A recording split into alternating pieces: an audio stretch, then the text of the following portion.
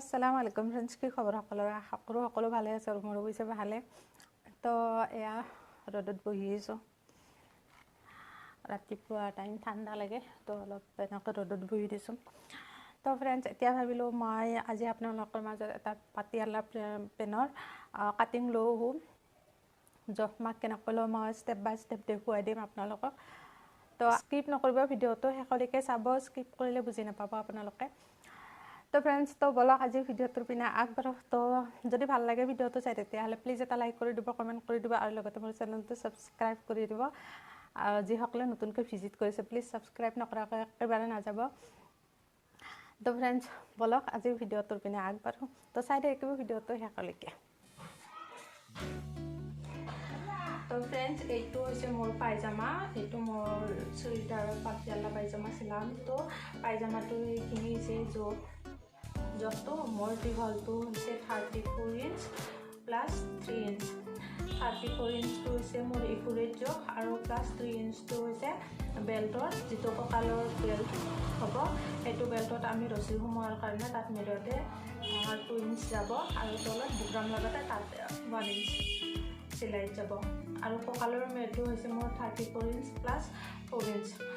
34টো হৈছে একুৰেট জোখ আৰু ভৰিৰ মেৰটো হৈছে মোৰ 10 ইঞ্চ প্লাছ 2 ইঞ্চ। 10 ইঞ্চটো হৈছে একুৰেট আৰু প্লাছ 2 ইঞ্চটো হৈছে চিলাইত যাব। তো ফ্ৰেণ্ডছ, তো এতিয়া মই কাপোৰটো কেনেকৈ ল'ব লাগে, কেনেকৈ জোখমাখ কৰিব লাগে, তো মই সেইখিনি দেখুৱাওঁ। তো ফ্ৰেণ্ডছ, কাপোৰটো মই এনেকৈ দীঘলকৈ ল'ম। এইটো মোৰ টোটেল আছে 3 মিটাৰ। তো এনেকৈ জাপ হোৱা আছিল পঠিলাকৈ, তো মই এনেকৈ নলওঁ, মই এনেকৈ ল'ম।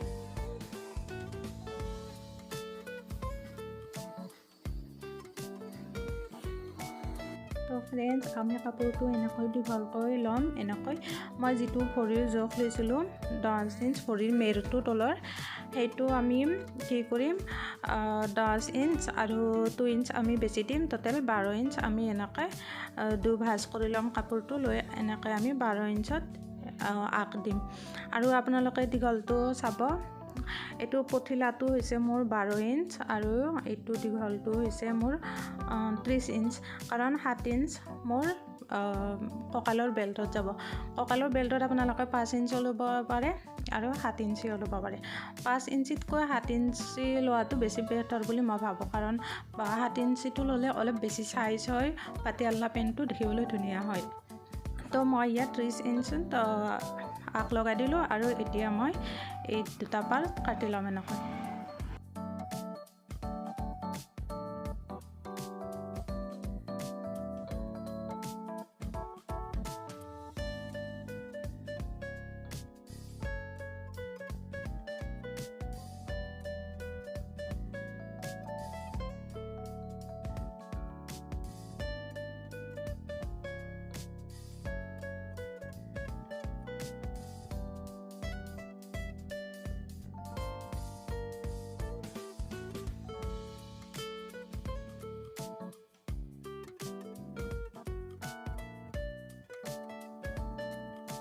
আৰু ইয়াৰ ফ্ৰেণ্ডছ, মোৰ দুটা পাৰ্ট কটা হৈ গ'ল, দুটা ভৰিৰ দুটা পাৰ্ট। আৰু এতিয়া মই কঁকালৰ বেল্টটো কাটি ল'ম। তো কাপোৰটো এনেকৈ দুভাজ কৰি ল'ব, কৰি লৈ এনেকৈ ফিটাটো এনেকৈ দুভাজ কৰি লৈ একুৰেট জোখটো কিমান আছিল 34 ইঞ্চ আছিল, 5 ইঞ্চ এক্সট্ৰা কৰি বেছিকৈ দিব। তো সিমানখিনিত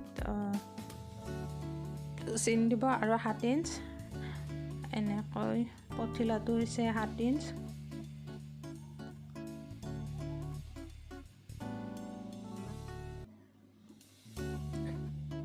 আৰু এনেকৈ কাটি ল'ম মই।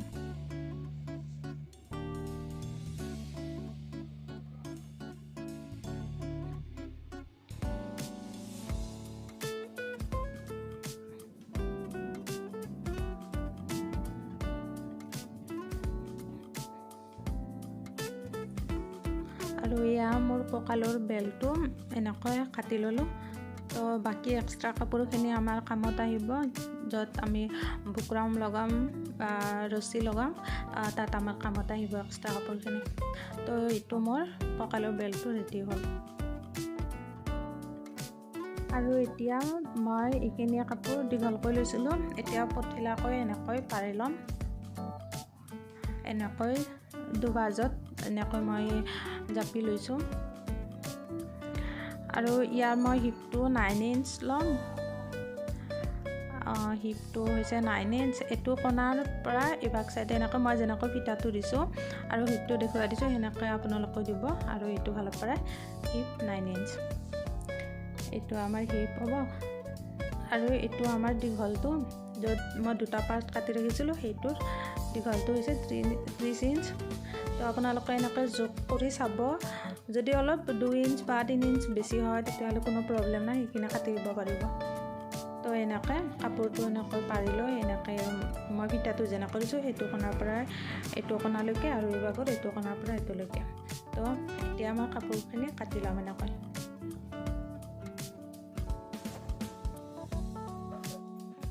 আৰু ইফালৰ বন্ধ সাইডটো মই এনেকৈ কাটি ল'ম এইটো পাৰ্টটো আৰু এবাৰ এইটো পাৰ্টটো এনেকৈ যেটো ফালে বন্ধ সাইজ থাকে এইটো পিনে এনেকৈ কাটি ল'ম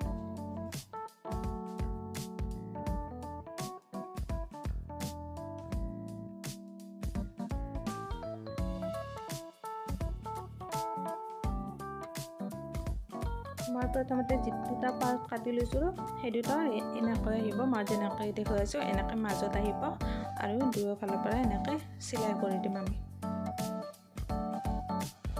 আৰু এইটো বেল্ট কঁকালৰ বেল্টটো এইটো আৰু এইটো এটা ভৰিৰ এটা পাৰ্ট এইটো এনেকৈ জইন লগাই দিম